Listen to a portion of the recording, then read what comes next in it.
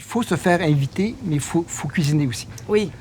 Il faut que chacun fasse sa part. Et il faut... C'est pas juste faire sa part, oui, c'est faire sa part, mais c'est arriver à avoir les moyens de faire sa part aussi. Faire reconnaître que son plat est très bon. Alors, parce que sinon, quand tu dis on est dans un modèle qui ne tient pas la route, juste... Bon, il y a plein de rapports catastrophistes qui sortent ces temps-ci, tu dois les connaître mieux que moi. Alors. Mais il y en a un que j'ai vu récemment qui dit, dans 30 ans, si on continue comme ça, je dis, si on continue, c'est 10 de l'humanité qui va devoir déménager parce que leur lieu d'habitat ne sera plus habitable à cause des incendies, des feux de forêt, il va y avoir des réfugiés climatiques. Il y en a déjà énormément. Il y en a des millions selon les Nations unies déjà. Il y en a des millions, mais là, ça va être des centaines de millions, ça peut aller jusqu'à 1 milliard. Absolument. Imaginez les conséquences environnementales, sociales. On a déjà du mal à accueillir les migrants qui sont en ce moment dans les océans. S'il fallait qu'il y en ait plus. Alors, donc, l'urgence, elle est maintenant. Et les conséquences qui paraissaient abstraites il y a 5 ans encore, on les voit déjà. Donc, là. Et puis, bon, il y a des propositions, encore une fois. Tu sais, quand tu parles des 101 propositions, j'invite tout le monde à lire ça. Il y a plein de choses très intéressantes, très concrètes. Ouais. 101 idées pour une relance juste et verte. Je te fais de la pub en même temps. C'est pas de la pub pour moi, c'est de la pub pour tous les citoyens et citoyennes qui ont participé. Mais par exemple, pour nous, on va dire un Conseil national de la transition. Oui. Il y a un conseil national et puis des conseils régionaux aussi de la transition. Un fonds de la transition, parce qu'il faut des moyens. On peut tout jaser, là. Il faut des moyens. Vous avez des propositions, OK, on le fait, go. Il y a des lois, il y a des ressources, il y a des budgets, etc. Il y a des propositions très concrètes là-dedans. Dans la feuille de route du Front commun pour la transition énergétique, des propositions hyper concrètes. C'est possible, mais qui impliquent des municipalités, qui impliquent des comités de citoyens, qui impliquent les organisations syndicales, etc. Et là, il y a quelque chose là. Mais là, il faut... Moi, je dirais que l'enjeu du dialogue social au Québec actuellement, c'est d'avoir une vaste conversation sur comment mettre en œuvre cette transition écologique. Pensez-vous qu'on a un gouvernement qui est... ouvert à ce dialogue-là, ou on va être obligé un petit peu d'y mettre un mort Moi, je pense qu'on va devoir le forcer parce qu'ils ne sont pas très forts. À bien des égards, comme mon expérience avec certains élus en ce moment de la CAQ, ceux qui sont au pouvoir, c'est qu'ils perçoivent le dialogue comme une perte de temps.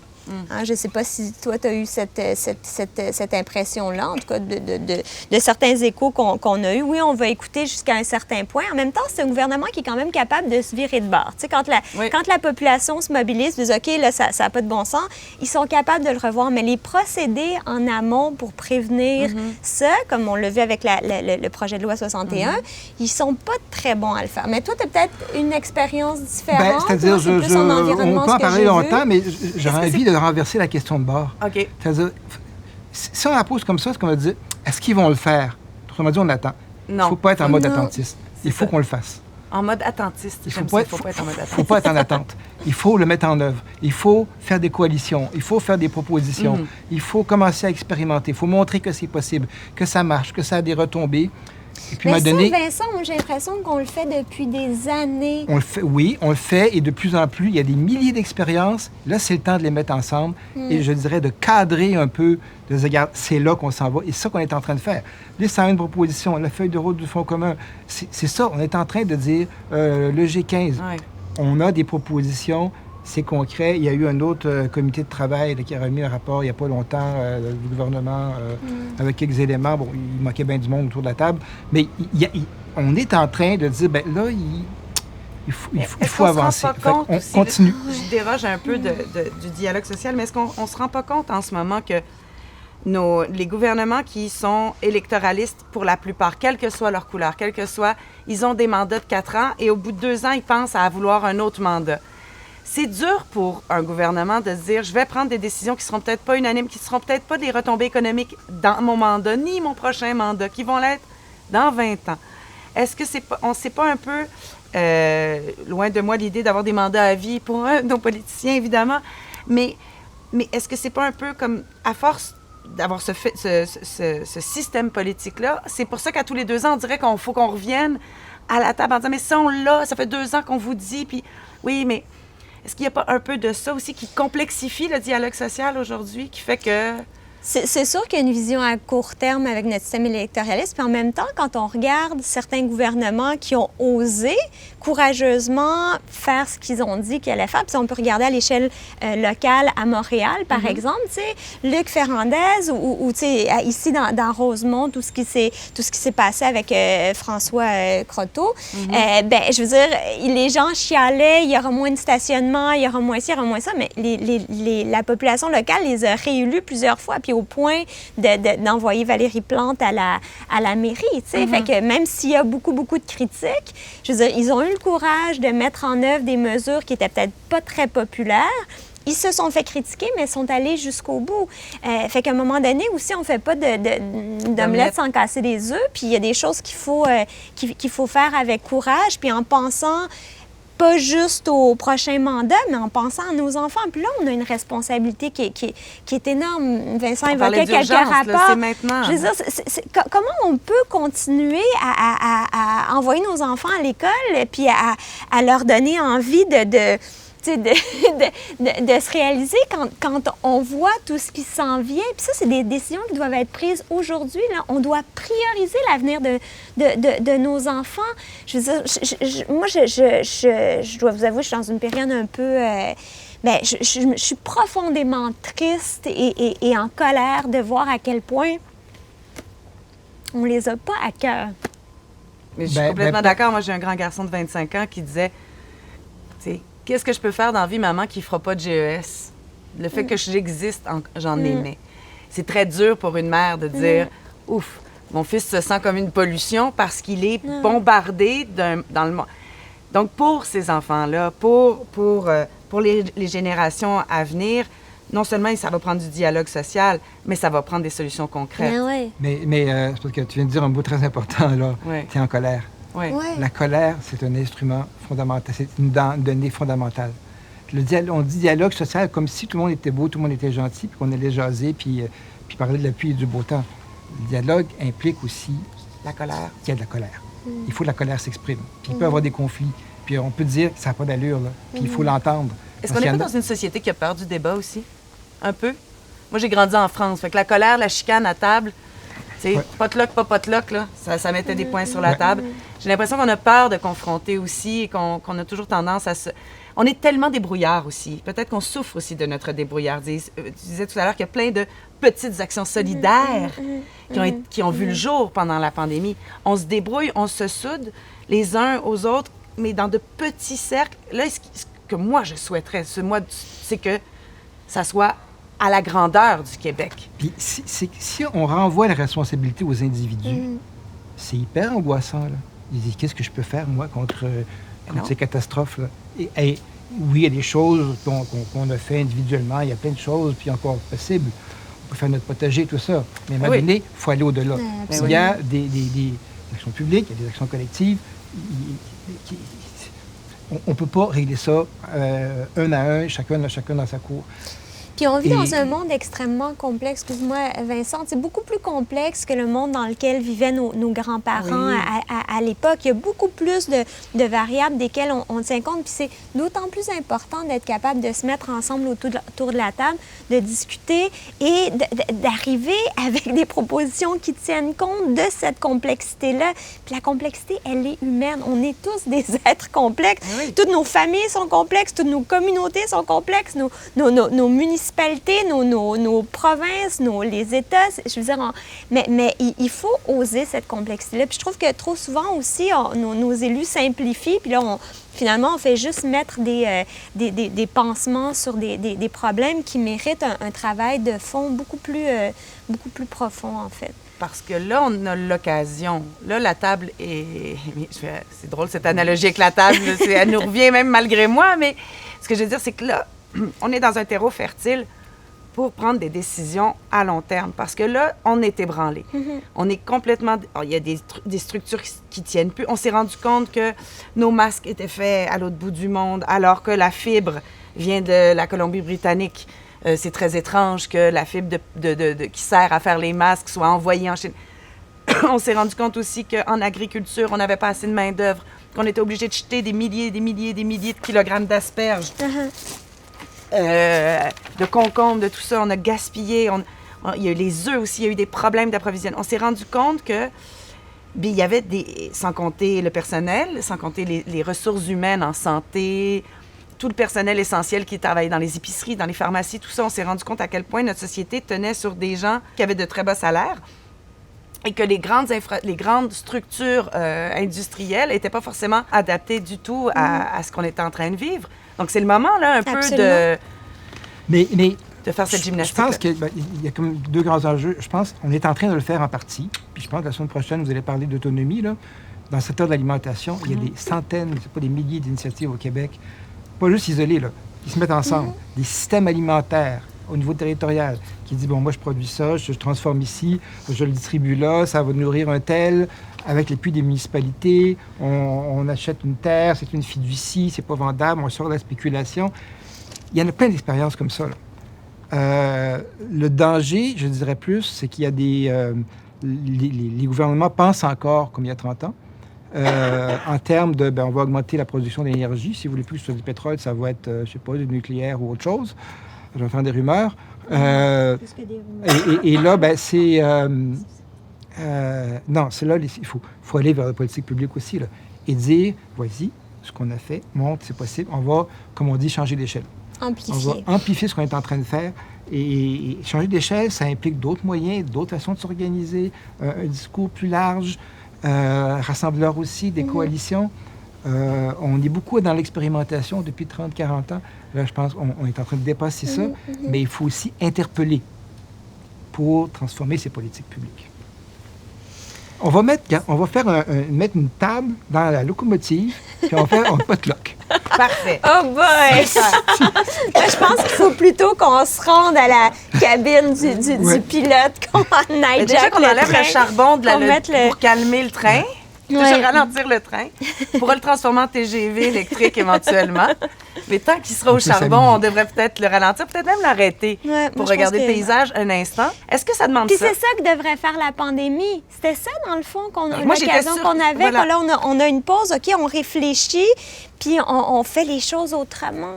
Mais il n'est pas trop tard. Moi, je pense qu'on est encore dans la pandémie. Il faut encore profiter de cette crise-là. N'est pas terminée. De deux, je pense aussi qu'elle a changé la vision de beaucoup de gens. Ouais.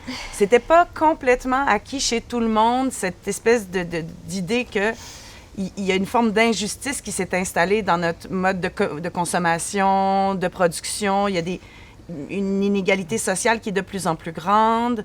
On dirait que là, les gens le perçoivent. C'était concret. Fait que maintenant, l'idée est évidemment d'aller voir nos élus, nos dirigeants, nos décideurs à petite ou grande échelle. Si on parle de transition juste et verte, est-ce qu'on parle inévitablement de reformation aussi? C'est-à-dire d'avoir le courage de dire il va falloir que certaines personnes retournent en formation. Ça, est-ce que ça nous fait peur comment je peux dire ça? Parce que c'est pas si facile que ça de rentrer dans une shop et de dire, à partir de maintenant, le système hydraulique il est plus connecté à telle affaire. Il va falloir créer aussi des nouvelles connaissances. Donc, il va falloir investir aussi en ressources humaines énormément. Énormément. Puis selon moi, l'argent devrait aller là en priorité, surtout en termes de transition énergétique canadienne. Les 12,5 milliards investis dans le projet de Trans Mountain, ça ne devrait pas servir à ça. On sait qu'on doit s'éloigner des énergies fossiles. Cet argent-là, il faudrait l'investir dans les travailleurs et les travailleuses, dans les communautés, pour faire en sorte qu'ils développent des compétences qui vont leur permettre de produire de l'énergie autrement, mais aussi d'investir d'autres secteurs de l'économie. Parce que c'est énormément de travailleurs. Si on parle des sables bitumineux en Alberta, ce sont de la main-d'œuvre. Il y a des gens qui gagnent leur vie. Là. Il y a des familles qui tiennent grâce à ça. Mais c'est eux qu'il faut soutenir. C'est pas les grosses compagnies qui sont derrière. Les grosses compagnies, ils vont s'ajuster. C'est des entités autres. Oui, ils ont un impact immense, mais moi, je pense qu'il faut aller plus directement vers l'aide aux travailleurs et travailleuses et aux citoyens qu'en passant par ces gros intermédiaires qui continuent à s'en mettre plein les poches, d'ailleurs, qui continuent à utiliser les paradis fiscaux et tout le reste pour mettre les profits plutôt que de la préparer, la transition de leur monde. Parce qu'eux le savent depuis extrêmement longtemps. Hein. Là, ce que sort BP, mais ce qu'ont sorti les autres, ce que des procès ont démontré aux États-Unis aussi, c'est que la crise climatique, ils la savent depuis bien plus longtemps même que les États, puis leur contribution, la contribution de leur secteur des énergies fossiles aussi. Fait qu'à un moment donné, comme pour l'industrie du tabac, bien, il faut les forcer à agir, à prendre leurs responsabilités. Mais ça, je pense que c'est majeur, surtout dans le monde syndical. Je pense qu'il y a un principe. Il ne faut pas que le coût de la transition, parce qu'il va y avoir un coût, soit assumé par les gens qui vont la vivre. Absolument. Que ce soit dans les lieux de travail, que ce soit dans les quartiers, les milieux de vie, que ce soit dans les familles, en termes d'éducation, de transport, etc. Donc, tout ce qui est compensation doit faire partie de la solution. Sinon, les gens ne voudront pas changer, puis ils vont se raccrocher à quelque chose qui n'est plus là. Même... Ce que ça donne, c'est ce que ça donne aux États-Unis. On va mettre Make America Great Again, mais alors on n'est déjà plus là. Donc, ça, c'est majeur. Et ça, c'est un endroit où le monde syndical a une pogne, je crois. C'est de pouvoir négocier des programmes de formation. Il y en a déjà eu, hein? Il y a eu une usine sur la Rive-Sud il y a une vingtaine d'années. Les gens qui travaillaient là avaient très peu de scolarité. On les a gardés, on les a formés à pouvoir utiliser de nouvelles machines. C'est faisable, c'est possible, ça s'est déjà fait.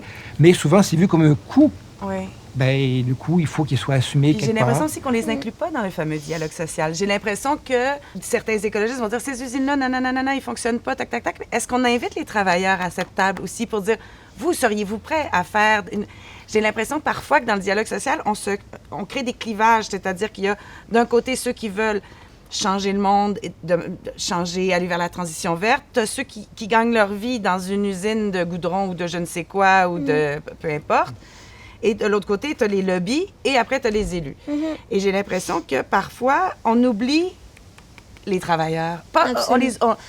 Parce que même les patronats, j'ai pas l'impression qu'ils sont forcément au cœur de leur préoccupation, mais c'est d'autant plus important quand on parle de dialogue social d'inclure aussi tout ça. Absolument. D'inclure les retombées humaines, c'est-à-dire ce que ça va coûter humainement que d'avoir une éolienne dans sa cour, que de devoir ne plus avoir accès à telle autoroute pendant 1 an parce que là, ça devient une voie rapide de TGV ou de que sais-je.